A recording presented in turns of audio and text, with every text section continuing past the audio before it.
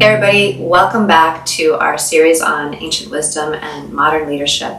In this fifth element on respect for ancestors and traditions, we'd like to explore how ancient civilizations have really honored the past as a source of wisdom, guidance, and a sense of identity.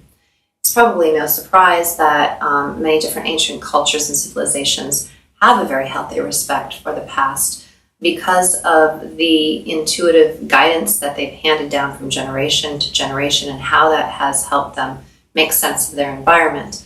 One of the traditions that we both really respect is the Mayan tradition out of the Yucatan Peninsula in Mexico.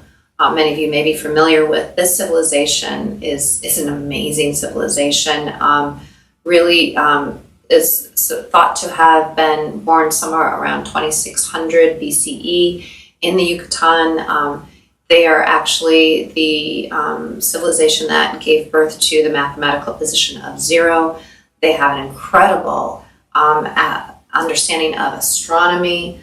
Their architectural feats are amazing. If you've ever been to Chichen Itza or Tulum or any of the areas around there, what was known and understood at that time is sort of mind-boggling. The herbal remedies, the medicinal approaches that were had at that time, and their calendar system. Now, many people may be remembering that this calendar system was thought to have brought kind of predicted an end of time in the year 2012. But what in actuality was going on was the Mayans had such a wide understanding of the universe and mathematical orientation to the universe that they created a calendar system that was highly cyclical.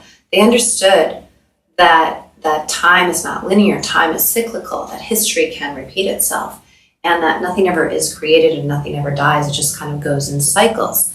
And so with that orientation, there's some wisdom in that we can borrow for today, because when we know that things are cyclical in life, time can be cyclical, history can repeat itself, it invites us to widen our perspective and to consider when we begin something, beginning with the end in mind, not only for what we wanted to accomplish, but almost kind of moving ourselves to our future selves or the future possibilities, and then looking back on the origins and thinking, what was our basis and what kind of cycles did we go through to grow into who we've become today?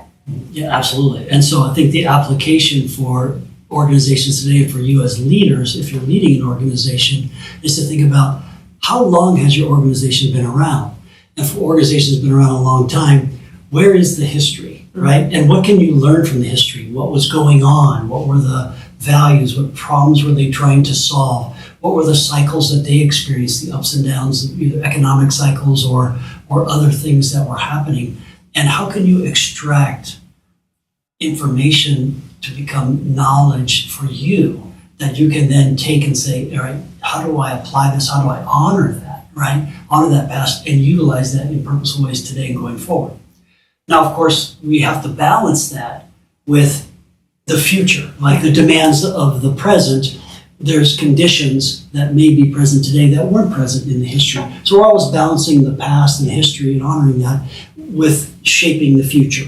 As a leader, you need to do this, right? A couple of examples, Leanne, in terms of the organizations I work with, is a big pharmaceutical company, been around 150 years, and a lot of, you go into that organization, there's big pictures and displays of the history with the dates and times of what was happening, pictures of the people at that particular point in time, a key invention or a key delivery that was made or a key customer that was acquired, all honoring, that history that it provides a richness that's very palpable and has the values that they carried with them that are still present today, right?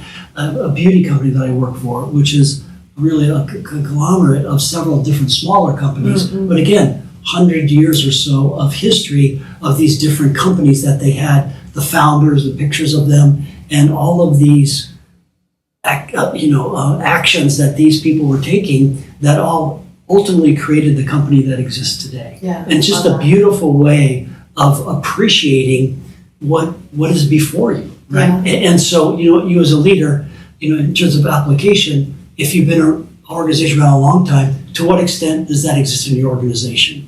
And if it's minimal, how could you unearth and excavate, some of that history and learn from that and bring that to light? Yeah. And help that inform you and your leadership team around that. Yeah. And I love how you're saying it's not just necessarily a linear timeline. It's like giving a snapshot of what life was like along that development. And I would have bet some of those lessons learned. So there might be like cycles of learning in eras of growth potentially, which is really cool if you have 150, or in some cases, I have a client that I work with that's 300 years old and another one that's been around since the age of sail. So it's like, goodness, that's a long time to tap into history.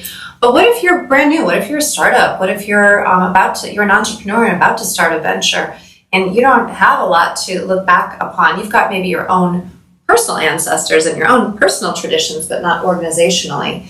Well, just as important is to begin with that end in mind and to really think about imagining yourself as that future organization, your future leader self, right? X number of years from now, looking back and saying, what do we want to have, not only from a strategy, structure, process, and system level and a business value proposition level, but what culturally do we want to instill as foundational in our organization as we go forward?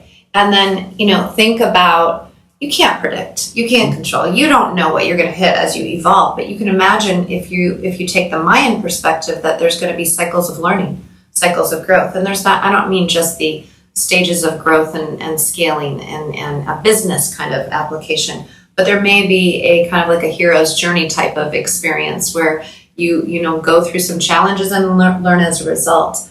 I remember living in Japan, and this was in the year 1994. I remember seeing a train that said proudly serving since 1994. And we kind of laughed at the time, like, it is you can't do that. It's supposed to be a look back.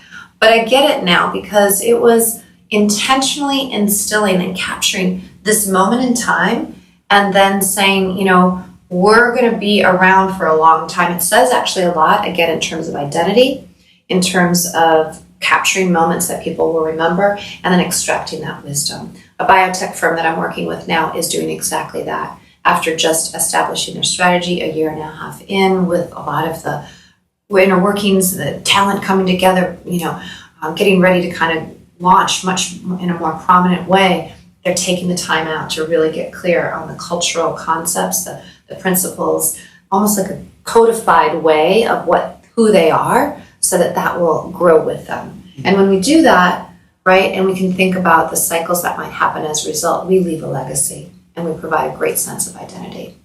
So there you have it. And now let's go ahead and invite you to our final video in our series, where we'll explore reconciliation and conflict resolution. We'll see you there.